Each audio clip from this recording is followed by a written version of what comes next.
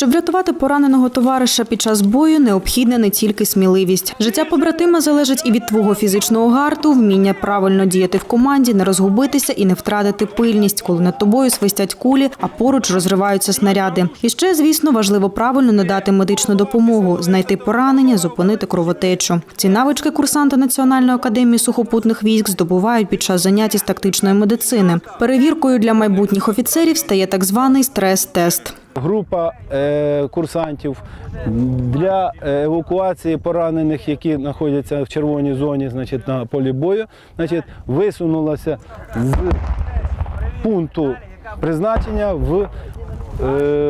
до бойової техніки і до тих поранених, які знаходяться в червоній зоні під вогнем.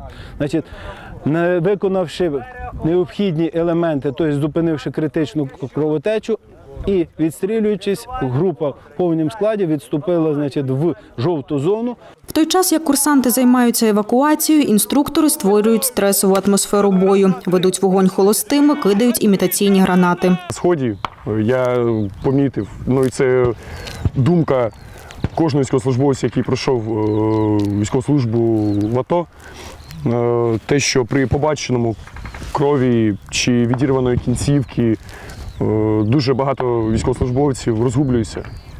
Тому я вважаю, що такі стрес-тести вони повинні бути присутні на заняттях по бойовій підготовці. Така підготовка вона виконується для того, щоб військовослужбовці не розгублювалися в бойовій обстановці, коли над головою пролітають кулі чи десь взриви снарядів чи гранат, щоб він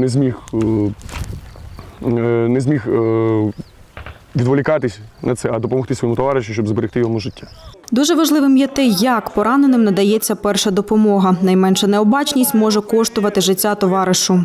Перевіряємо швиденько, перевіряємо. Немає, далі, там дивимося. На спині, отут є поранення. Про що це? Що ми робимо? Вихідне поранення. Тут поранення. Про що це? Що ми робимо? Наліпку. Як воно називається? Ексклюзивна наліпка. Ексклюзивна, оклюзивна. Наліпка, от вам, є.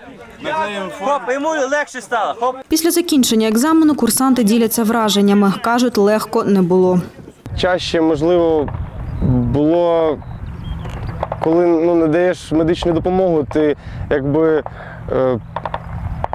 розгублений, просто надаєш, він кричить, питається щось зробити, він рухається, але спасли життя йому. Курс тактичної медицини був розроблений за прикладом натівських країн. Його успішне проходження є сьогодні обов'язковим для кожного курсанта військового вишу. Ірина Монастирська, Олексій Мазурін, Віталій Рудковський.